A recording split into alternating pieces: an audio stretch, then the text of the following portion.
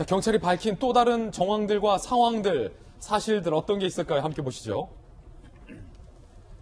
손정민 씨의 실종 당일 휴대전화 사용 내역이 사실 논란이었는데, 이 정민 씨의 아버지가 휴대전화의 데이터 사용 내역을 공개했는데, 아버지의 주장에 따르면 새벽 5시 35분까지도 이 정민 씨의 휴대전화 친구가 가져갔잖아요. 새벽 5시 35분까지도 채팅이라고 뜬다. 그러니까 정민 씨가 실종돼서 생사를 가늠할 수 없었던 그 중요한 시각에 핸드폰을 정민 씨 친구는 가져갔고, 그 시각에 이 핸드폰을 사용한 것이 아니냐, 그것도 채팅을 사용한 것이 아니냐라는 의문을 정민 씨 아버지가 제기한 바 있습니다. 그러면서 공개했던 이게 인터넷 접속 시간과 채팅이다라고 돼 있는 이 문건, 정민 씨 아버지는 이렇게 공개를 했거든요. 자, 이에 대해서 경찰은 이렇게 밝혔습니다. 경찰의 발표 내용은 아버지의 내용과 전혀 다릅니다.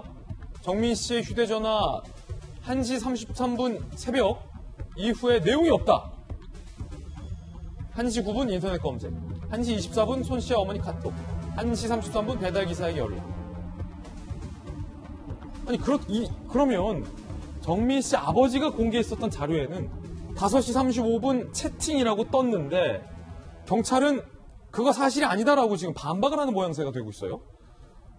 형사 출신의 박선미 변호사님, 이것은 사실은 뭐 해석의 여지나 뭐 시각의 차이가 아니라 팩트의 차이이기 때문에 상당히 좀 조심스러운데, 정민 씨 아버지는 일종의 어떤 문건 같은 것을 제시했어요. 거기에는 5시 35분 새벽 정민 씨의 사용 인터넷 채팅이라고 적혀 있는데, 경찰의 발표는 새벽 1시 반 이후엔 사용 내역이 없다라고 부인을 하고 있습니다. 네. 그럼 정민 씨 아버지가 공개한 문건은 어떤 문건인 거고, 경찰이 지금 반박하고 있는 거는 무엇을 근거로 하는 겁니까? 일단은 정민 씨 아버지가 저 인터넷 접속, 채팅 접속 내역을 토대로 경찰에 이 내역을 보면 그 이후에도 사용한 흔적이 있어 보이는데, SK텔레콤도 지금 적혀 있잖아요. 실제로 누군가 사용을 해서 이러한 내용이 작성되는 것인지, 아니면 자동으로 인터넷에 접속되거나 백그라운드 앱이 자동으로 인터넷에 접속했기 때문에 이러한 내역이 뜨는지를 조사해 달라고 요청한 상황이었고, 그렇죠. 경찰이 그 요청을 받아들여 관련 조사를 진행한 것입니다.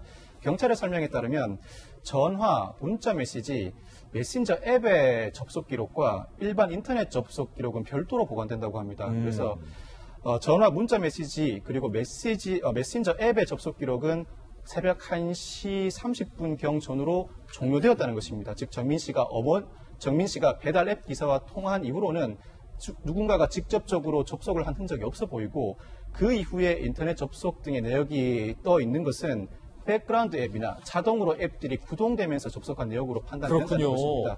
예, 별도로 정민 씨 아버지가 또다시 반박을 제기할지는 모르겠습니다만, 현재까지의 경찰의 입장은 두 내역이 별도로 관리되고 있고, 누군가가 적극적으로 핸드폰을 사용했다면 마땅히 나타나야 할 그 내역은 나타나지 않는 것으로 보인다는 것이 현재까지의 결론입니다. 그렇군요. 경찰의 설명입니다. A씨 휴대전화의 행방은 현재도 묘연하다. 친구의 휴대전화, 사라진 휴대전화의 행방은 경찰이 아직도 찾지 못하고 있는 상황입니다.